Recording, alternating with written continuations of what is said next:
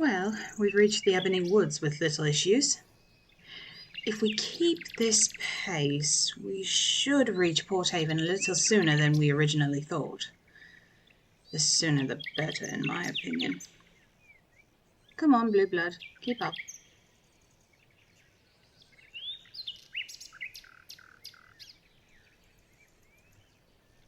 Are you alright, Blue Blood? You keep staring at my face. Is something wrong? What? You were staring at my scar. Oh, I'm sorry, Blue Blood. I know it's not very nice to look at, but it's not exactly something I can hide easily. I can see how no one looks me in the eyes. I know I'm not a very beautiful woman to begin with. I'm far more muscled than most women. Thank years of training for that. I don't have a girlish figure, and I am a little on the tall side. If you take all that into account, you can understand why I haven't had very many suitors in my life. And those who did ignore the rumors of my plain appearance were quickly put off by my scar. Though, to be honest, I don't mind. This scar reminds me every day that I am stronger than the little girl I used to be. What? How did I get it? Are you telling me you've never heard the rumors around Vardenfell? Oh, that's shocking. The palace maids are the worst gossips I've ever met. I was certain they would have told you about my scar the day your father announced that I would be taking over your security detail. No doubt to warn you about the brute that is Captain Orcis. So they did tell you about me. How I was stern and ran the guard with an iron fist. Well, I suppose I do run a bit of a tight ship, but it's all to protect the kingdom and its people. And to protect you, Blue Blood. And your father, of course. If anything were to happen to you because I went too soft on my troops, I would never forgive myself. If that means that I come off as a scarred brute, then so be it.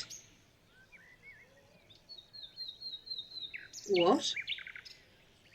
I still haven't told you the story of my scar. Oh, I don't know if you actually want to hear about that, Blue Blood. It's not a short story, nor is it pleasant. That is true. Our journey isn't exactly short either, and I doubt receiving any scar is a pleasant story.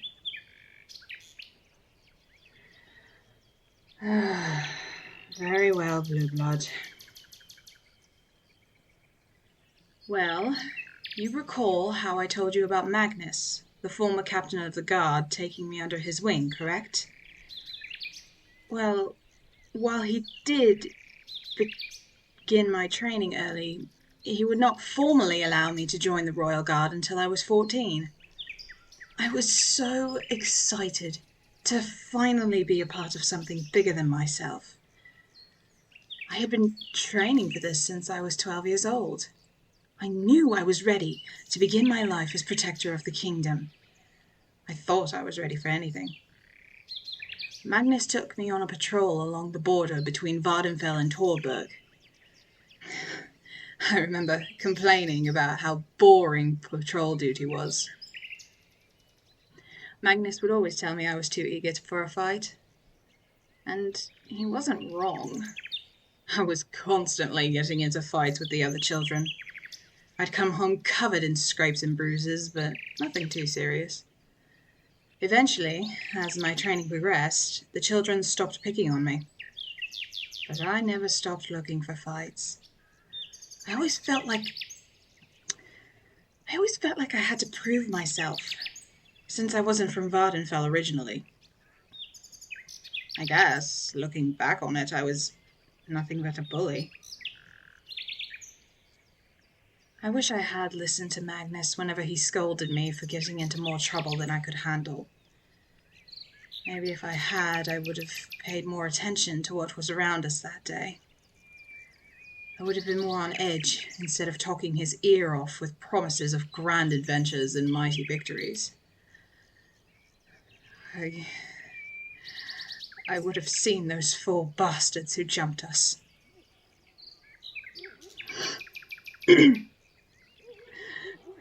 They grabbed me first, knocked my blade away and held a knife to my face.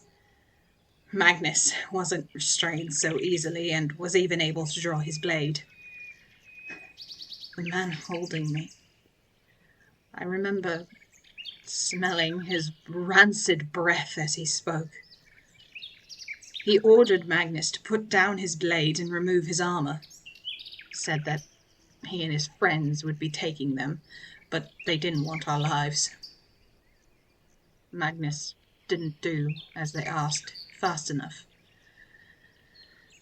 So they cut me. I remember staring at him the entire time the blade was being dragged down my face and throat. I must have screamed so loud that the Allmaker himself heard me. I thought I was going to die that day, Blue Blood. But Magnus certainly picked up his pace after that. And you want to know what was strange? There I was, covered in my own blood and tears, bawling like a child. And he was standing there, smiling at me, telling me that everything was going to be all right, that he was going to get me out of this mess and bring me home. And I believed him, Blue Blood. I believed him with all my heart. After all, he was the great Magnus Kane, captain of the Vardenfell Royal Guard. He single-handedly saved the king from 24 assassins in his career. He was the bravest and most gifted fighter I had ever met. And I believed him when he told me that we would be okay. He was looking me in the eyes the entire time. Even as one of those bastards took his sword and thrust it into his back. Even as he fell dead to the ground, his eyes were on mine, and he was smiling at me.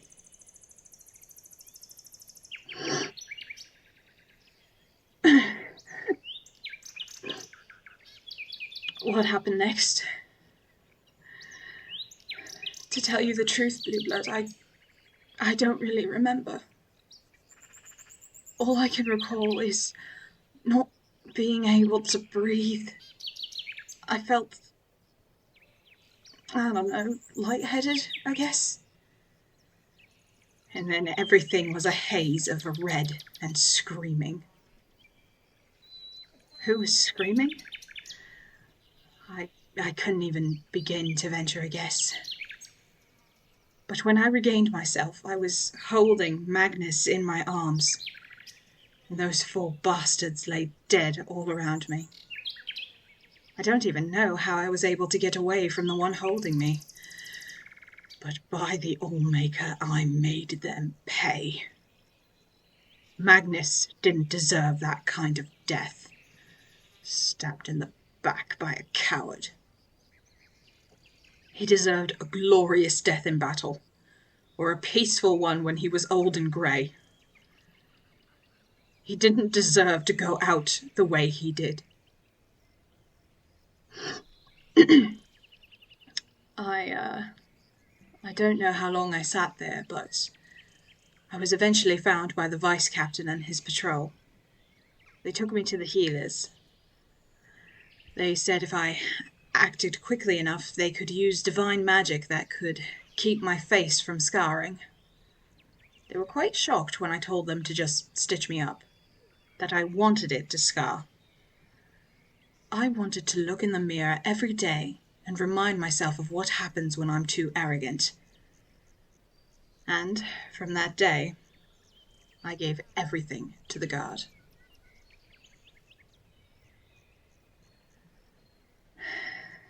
Yes, Magnus meant a great deal to me. I never knew my actual father, and he was the closest thing I had to one. Losing him, it nearly broke me. But I know he'd never forgive me if I just sat around pitying myself and those I have lost. I suppose it is why I am the way I am. I don't ever want to have to go through the pain of losing someone I care about ever again. It's why I'm so hard on you, Blue Blood. You're sweet and charitable, and I'm always terrified that someone will take advantage of that or use your good heart to hurt you. You are the most selfless person I know, and to a lot of people that makes you an easy score. I will never let anyone hurt you or your heart. I swear it. Even if it means I have to add a few more scars to my collection, it'll be worth it if it means you'll never have to bear them. You think scars are what? Sexy? I mean, that's nice, I guess. To each their own, I say. Come on, Blue Blood, we've wasted enough time with my tale of woe. We have to get to Port Haven as soon as possible.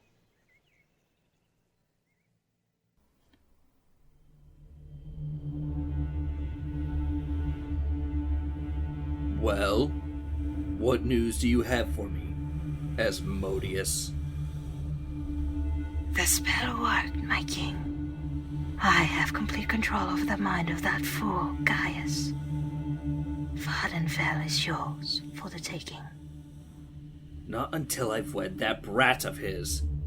As you're always so keen to remind me, I've tried taking his kingdom through force, and that hasn't worked. That's why we're taking the more diplomatic approach. So tell me, where is my blushing spouse-to-be? Are they on their way to Anguis right now? No doubt they're thrilled at the thought of marrying such a powerful man. Probably couldn't wait to meet me. Asmodeus, my fiancé is on their way here. Aren't they? I've had the entire Vardenfell Guard search for them. It would appear that they have fled the kingdom. The guard lost their trail at the edge of the Ebony Woods. Then why haven't you found them yet? I hardly doubt a spoiled little royal can make it far on their own, especially through the Ebony Woods. I never said that they were alone, sire. They are under the protection of Nazarene Orcis. Orcis? They are traveling with Orcis?